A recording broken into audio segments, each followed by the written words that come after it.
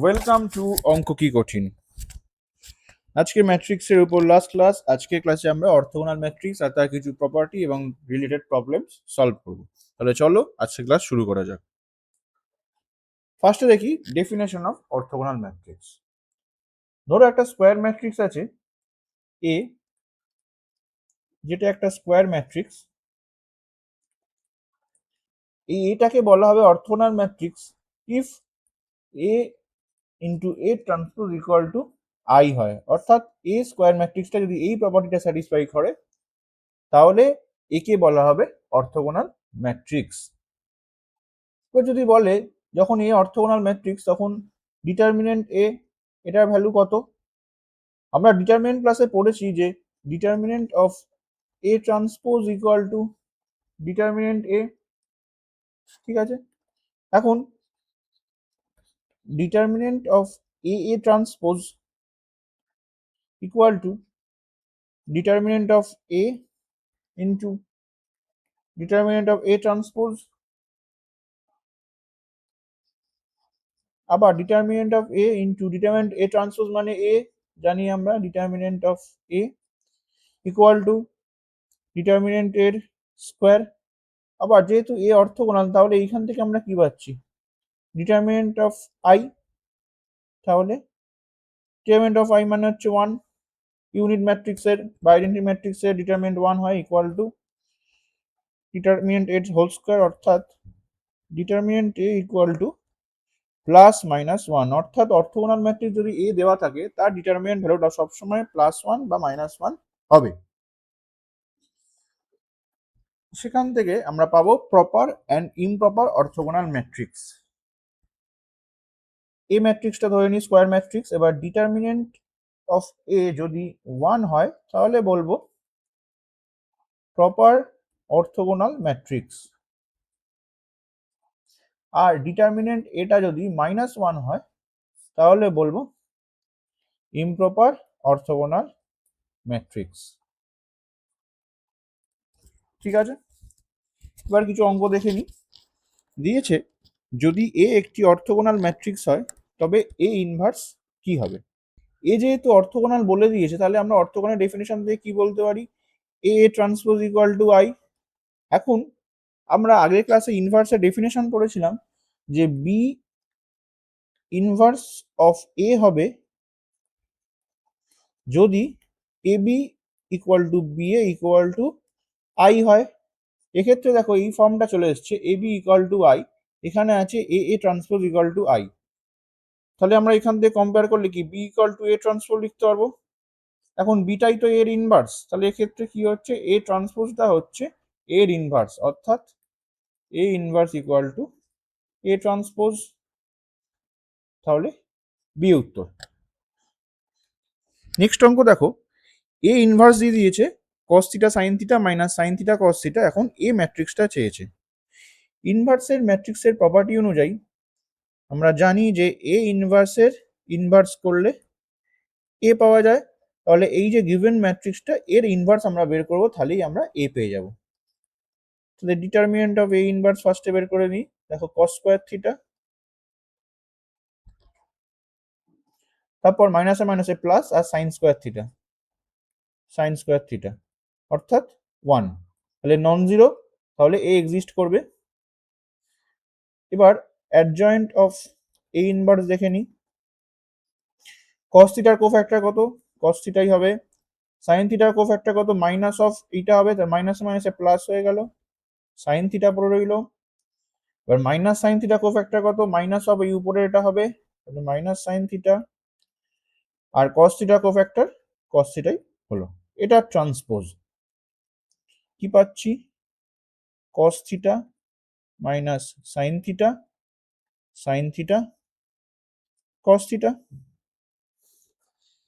তাহলে এ ম্যাট্রিক্সটা কি হবে, determinant A inverse into adjoint A inverse.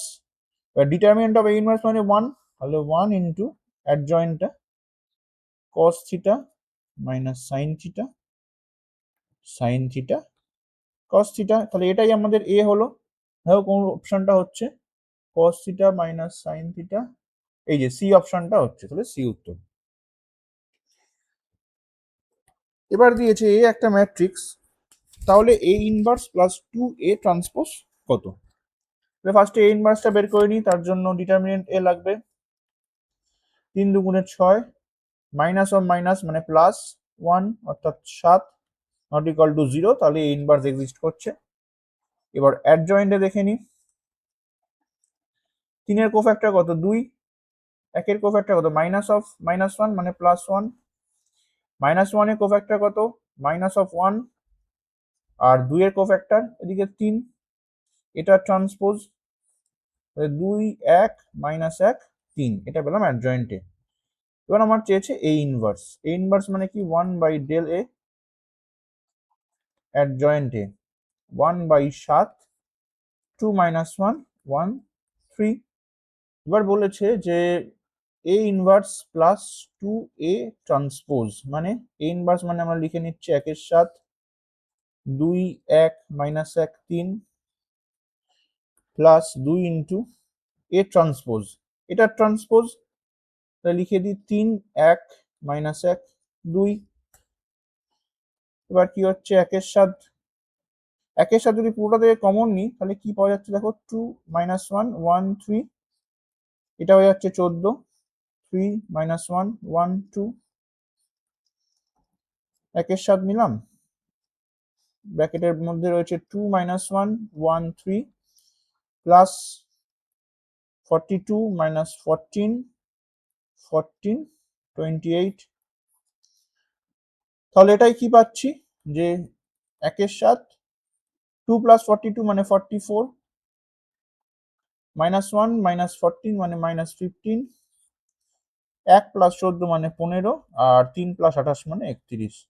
44 - 15 15 31, দেখো এই ম্যাট্রিক্সটা হচ্ছে উত্তর। নেক্সট অঙ্ক দেখো, এ দিয়েছে 1/3 ইন্টু এই ম্যাট্রিক্সটা দিয়ে দিয়েছে, এবার এ ইনভার্স চেয়েছে। তাহলে ফার্স্টে আমরা ডিটারমিনেন্ট অফ এ বের করে নিই, ডিটারমিনেন্ট অফ এ। এবার দেখো যখন এই পুরো এ ডিটারমিনেন্ট নিচ্ছি তাহলে এরকম হচ্ছে, 1/3টা প্রতিটা এলিমেন্টের সাথে গুণ আছে, তাহলে ডিটারমিনেন্টের বাইরে যখন 1/3টা বের করবো তাহলে প্রতিটা রো থেকে 1/3টা বেরোবে, তাহলে 3খানা রো, তাহলে 1/3 এর কিউব বেরোবে, আর বাকি পড়ে থাকবে এই ডিটারমিনেন্টটা 2 1 মানে ভেতরেরটা -2 2 -1।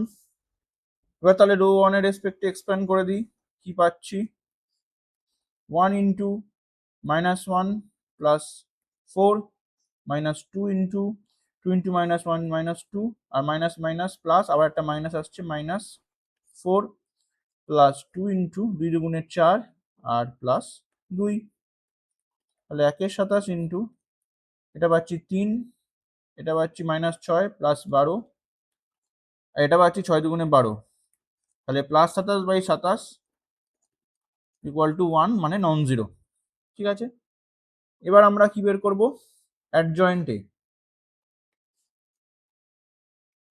1/3টা বাইরে এলো।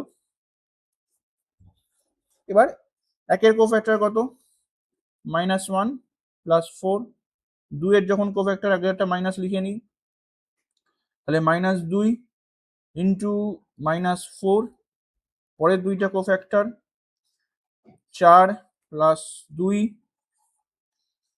এই দুইটার কোফ্যাক্টর মাইনাস একটা লিখে নেব, পজিশনে মাইনাস আসে, 2 - 1 -2 -4, 1 এর কোফ্যাক্টর হচ্ছে -1 প্লাস 4, লাস্টের -2 এর কোফ্যাক্টর মাইনাস একটা লিখে নেব আগে, এটা হচ্ছে 2 প্লাস 4, আর নিচে -2 এর কোফ্যাক্টর -4 -2, এই 2 এর কোফ্যাক্টর এটা চাপলাম, তাহলে অলরেডি এটা মাইনাস আসবে পজিশনে, -2 -4, আর লাস্টে -1টার কোফ্যাক্টর হচ্ছে 1 ইন্টু 1 1 -4, এটা ট্রান্সপোজ